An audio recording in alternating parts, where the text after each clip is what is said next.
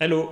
Après 4 mois de travail, nous sommes au devlog numéro 3 de X-Harmony. Ces dernières semaines ont été bien chargées. J'ai fait pas mal de changements, j'ai terminé plein de niveaux, et on s'approche petit à petit d'avoir une démo complète. On va faire le point sur les nouveautés, mais avant, vous commencez à avoir l'habitude. X-Harmony, qu'est-ce que c'est? X-Harmony, c'est un mélange entre un jeu de gestion et un jeu de puzzle.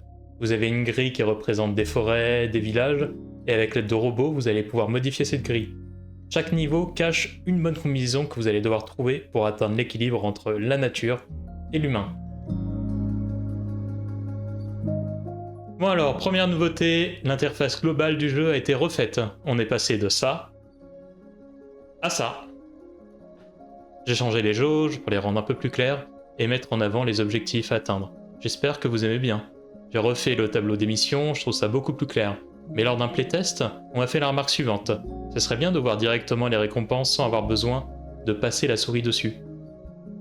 Ouais, oui carrément, c'est une très bonne idée. Je vais ajouter ça dans les prochaines versions. Si vous avez pu tester le jeu, envoyez-moi des suggestions sur Instagram ou Discord. Je lis tout et ça motive à fond.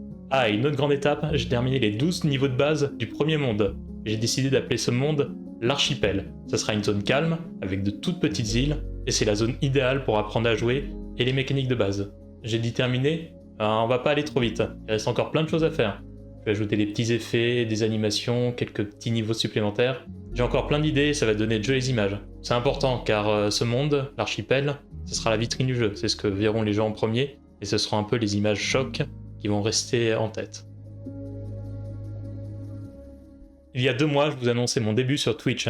J'ai fait 2 lives par semaine et il est temps de faire un petit bilan. Après un total de 14 heures de stream, je peux vous annoncer officiellement qu'on a rassemblé 12 personnes.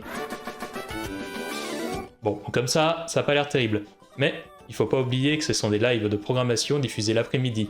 C'est un sujet ultra de niche. Donc en vrai, je suis assez content, je trouve ça pas mal.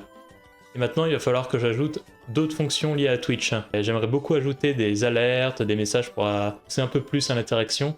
Si vous y connaissez un petit peu sur Twitch, n'hésitez pas à m'envoyer quelques messages, commentaires, Discord, voilà, vous connaissez. Je suis preneur de tous les conseils. Enfin bref, j'aime bien faire les lives, ça m'aide à garder un bon rythme et surtout à avoir des retours en direct. Même si vous y comprenez rien du tout à la programmation et que vous savez pas quoi poser comme question, si vous passez, n'hésitez pas à poster un petit coucou dans le chat, ça fait toujours plaisir. Bon et maintenant, on récapitule. L'interface, c'est fait. Le monde 1, c'est fait.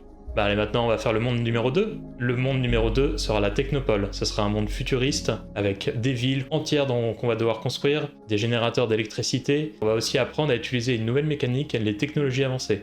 Je vous en dis pas plus. Mais si vous voulez voir la Technopole se construire, ça sera sur Twitch le lundi et le jeudi à 15 h. Alors où j'écris la vidéo, on a déjà créé une nouvelle case, les éoliennes, et aussi la carte associée qui permet de la poser. Bon bah voilà, on a terminé pour ce devlog. Si vous voulez suivre l'avancée du projet, pensez à vous abonner et à me suivre sur Twitch, et sur Instagram aussi. Merci pour tous vos soutiens et puis à très vite. Bye!